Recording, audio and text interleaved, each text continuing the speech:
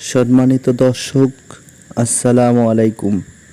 দেশ ও প্রবাস থেকে যে যেখান থেকে আমার এই প্রতিবেদনটি দেখতেছেন, আমি মোহাম্মদ রাজু ইসলাম। আমি আজকে আপনাদের মাঝে জারা ঘাসের কিছু তথ্য এই ভিডিওটিতেই তুলে ধরব।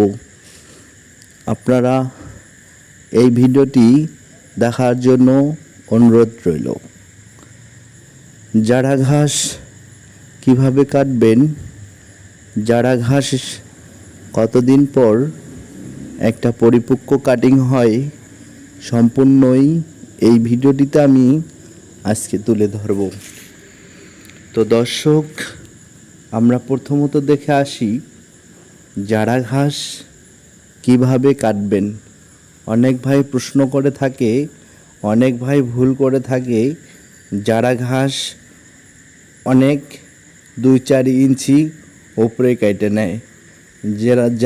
যে ভাইরা জারা ঘাস কাটার সময় 2-4 ইঞ্চি ওপরে যখন কাটবে, ওই ঘাসগুলো আপনার ঝোপ হবে না এবং ফলন কম হবে এবং এখান থেকে এর মূলগুলা অনেক চিকন হবে।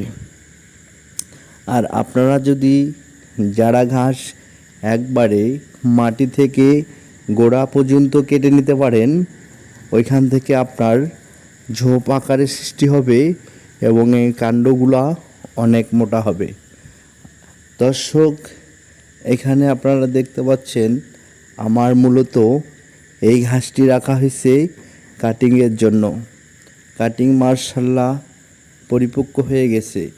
এই কাটিংয়ের বয়স হচ্ছে আমার 7 মাস প্লাস। আপনারা দেখেন, প্রতিটা গিঠো থেকেই আমার শিকড় বাইরেছে। 7 মাস প্লাস আমার মানসম্পন্ন একটা কাটিং হয়ে গেছে। আমরা এখানে দেখতে পাচ্ছি যে আসলে জারা ঘাস আমি এখানে একবারে গোড়া থেকে কেটে নিচ্ছি। আপনারাও চাইলে আমার মতো করে আপনার জারা ঘাস যখন আপনারা গরুর জন্য খাওয়ানোর জন্য আপনারা কাটবেন, তখন আপনারা একবারেই গোড়া থেকে কাটবেন।